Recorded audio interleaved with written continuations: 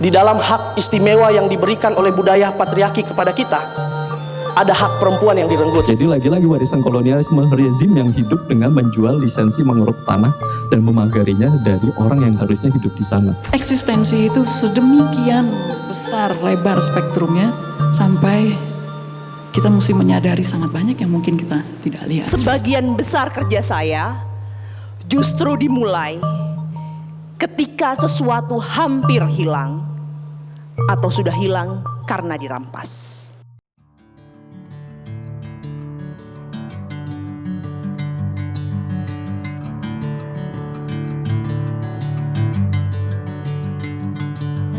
Banyak masalah dan krisis muncul karena kita terasing dari hubungan dengan alam, tanah asal, budaya lokal, dan dari satu sama lain. Lantas, bagaimana kita dapat membangun kembali relasi itu?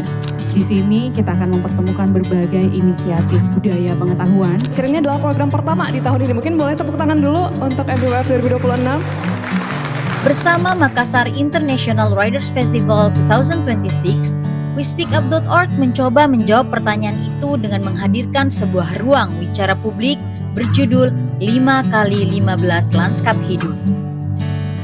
Acara ini lahir dari keyakinan bahwa cerita punya kekuatan besar untuk membangun koneksi emosional, menyebarkan pengetahuan yang selama ini terpinggirkan, menumbuhkan kesadaran kritis reflektif, dan membangun solidaritas warga. Cerita tanpa rumah untuk berteduh tentu akan hanya menjadi hayalan panjang tanpa tempat untuk berpijak.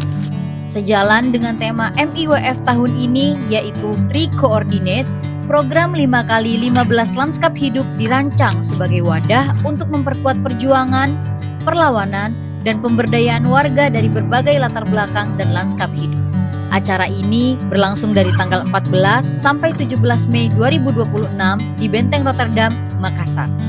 Setiap harinya, ada 5 orang yang bercerita masing-masing selama 15 menit. Ada penulis, peneliti, seniman, jurnalis, masyarakat adat, pembela HAM dan lingkungan, hingga warga terdampak industri ekstraktif.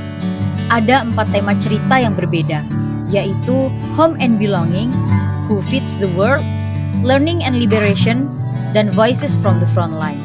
Kisah mereka mencakup apa atau siapa yang memotivasi atau menginspirasi mereka untuk bergerak, inisiatif yang diperjuangkan, buku yang ditulis, penelitian yang dilakukan, lanskap yang dipertahankan, orang-orang yang didampingi, tujuan aktivisme mereka, serta bagaimana publik bisa berpartisipasi. Kita boleh saja punya tenggat pekerjaan, target pencapaian, tapi kita juga jangan sampai mengesampingkan kekerabatan dan kesetiakawanan, di mana kita saling menjaga, saling merawat untuk sistem sastra Indonesia yang makin sehat. Kita tidak mewarisi bumi dan kekayaan alam ini dari nenek moyang, tapi sebenarnya kita meminjamnya dari generasi penerus. Teori yang baik adalah teori yang siap ditantang dan dipertanyakan oleh yang empirik, oleh yang sehari-hari, untuk kemudian supaya teori tersebut diperbaharui dan diperbaiki. Kalau kita masih berpikir bahwa makanan kita harus beras dan apalagi gandum, Indonesia tidak akan pernah swasembada pangan. Saya tidak pernah menganggap data itu tidak penting. Saya tidak pernah menganggap awareness itu tidak penting. Pertanyaannya adalah, ketika hal itu sudah kita lakukan terus-menerus dan ternyata RU apapun selalu lolos dan wapresnya tetap Gibran, apa yang salah gitu?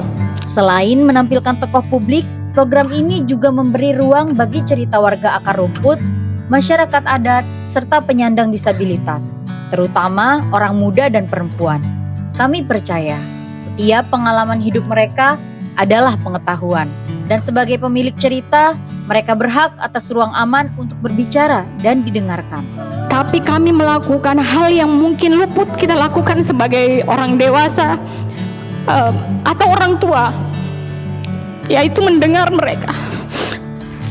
Dalam acara 5x15 Lanskap Hidup, tiap cerita menjelma jadi titik-titik persilangan yang memberi ruang refleksi dan dialog yang mendalam. Sebuah ruang yang memberi kekuatan dan harapan untuk membangun kembali hubungan yang bermakna. Bukan hanya antar manusia, tetapi juga dengan alam dan makhluk lainnya.